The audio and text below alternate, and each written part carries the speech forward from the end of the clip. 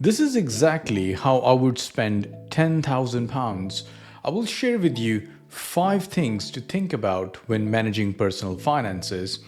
I'm a chartered accountant from London and I help people deal with finances and tax. Should you save in a high interest account or pay off your debts? There are so many options and it can get confusing. Point number one, pay off high interest debt. Yes, the banks are finally paying good interest on savings. It is good, but it does not beat inflation. So, in real terms, whether you like it or not, your money is losing value. On top of that, the rate of interest on your credit card bill could be as high as 25%. It does not mean that you should stop using a credit card. Keep using a credit card to help build credit history. But if you're having to pay a large amount in credit card charges, that should be your number one priority. Point number two, build a rainy day fund. Liquid cash is what we are talking about. You could be a high net worth individual, but your money is tied up in assets. I'm not a big fan of saving money because technically you are gonna lose it to inflation. But a rainy day fund is extremely important. The rule of thumb is to have at least 3 months worth of your outgoings or your expenses saved up as liquid cash. It will give you with a safety net in case you lose your job or something unexpected happens. If you can, try to have 6 months worth of expenses saved in your bank account. It will give you confidence and provide you with a better sense of safety. This point is also linked to my first point, which is to pay off high interest debt. If you have a rainy day fund, it is less likely that you will fall behind your credit card bills.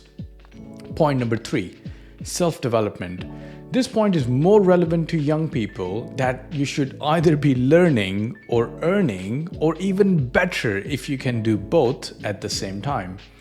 Self-development is a form of investment that pays big dividends. There are plenty of free resources available on the internet. However, it is human psychology that we pay more attention to stuff and we take it seriously when it is linked to money.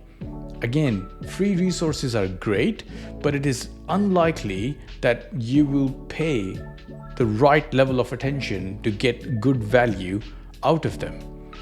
Point number four, learn and invest in the stock market. In my opinion, stock market is one of the greatest inventions in human history.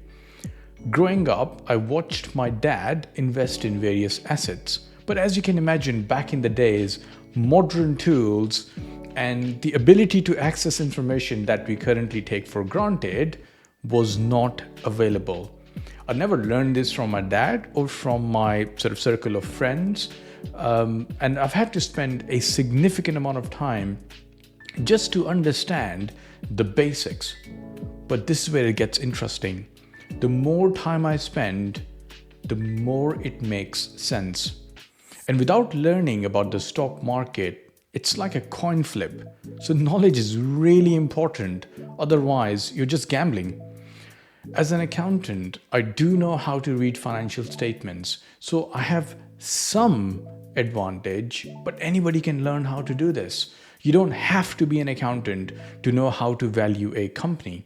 In fact, the skills of a financial analyst are different from the pure accounting skills. You're simply using different methods to check if the stock is overvalued or undervalued.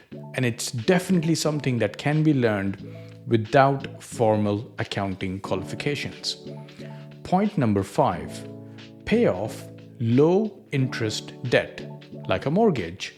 The UK mortgage industry is going through a big shakeup, and the interest rates are on the rise. For young people, including myself, this is the first time we are seeing interest rates this high.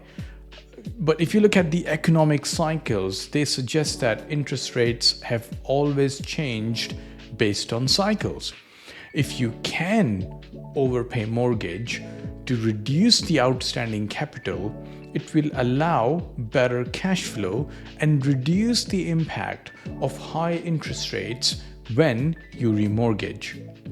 I hope you found this video useful. Like and follow to stay connected.